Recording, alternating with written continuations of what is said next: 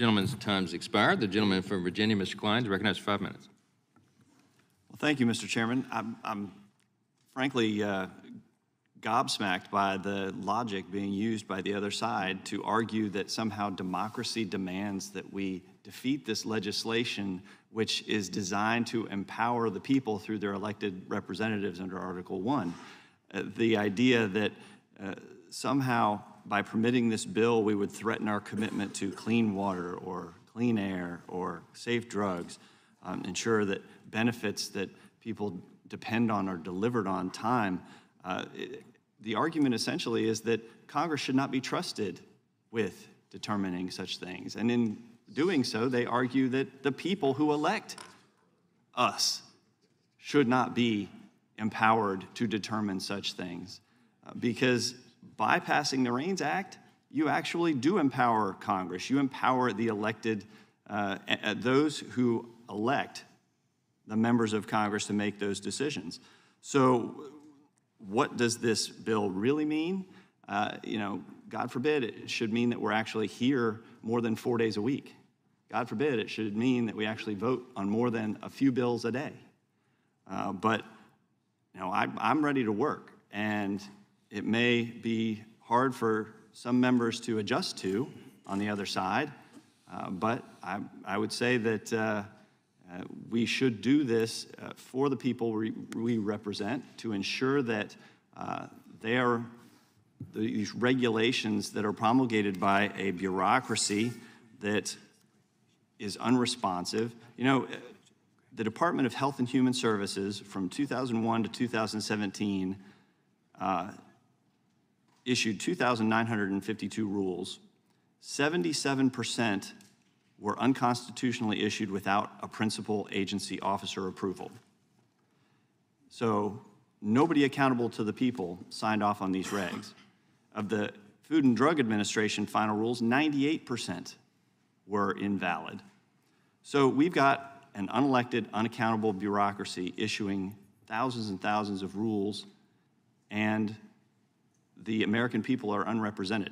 So would the gentleman yield for a question? This legislation is important for that purpose, and for those who were upset about the bill that was passed by this body to actually address the debt limit, you may not have liked the bill, but you can't deny that this body passed the bill. In fact, this is the only body that passed a bill, and you also can't deny that none of you voted for it.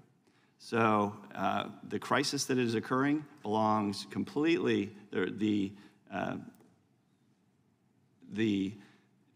crisis blame belongs at the other end of Pennsylvania Avenue and the other end of the hallway in the Senate for their failure to put forward any kind of proposal that could pass muster in the Senate. And with that, I'm happy to yield to the gentleman for a question.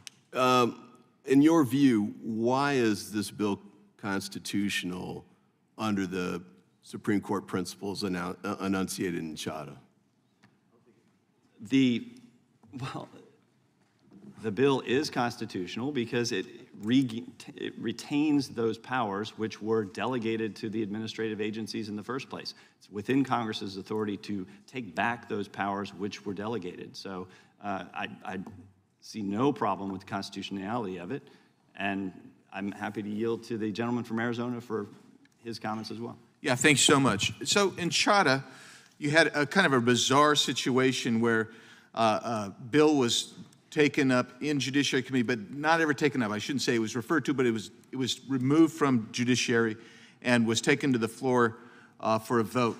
Now, what Chadha turned on was that particular piece of legislation actually was removing a regulation that had already been put in place, and it was doing so without bicameralism, without presentment. What this bill does is completely different. It effectively blocks a regulation from becoming effective.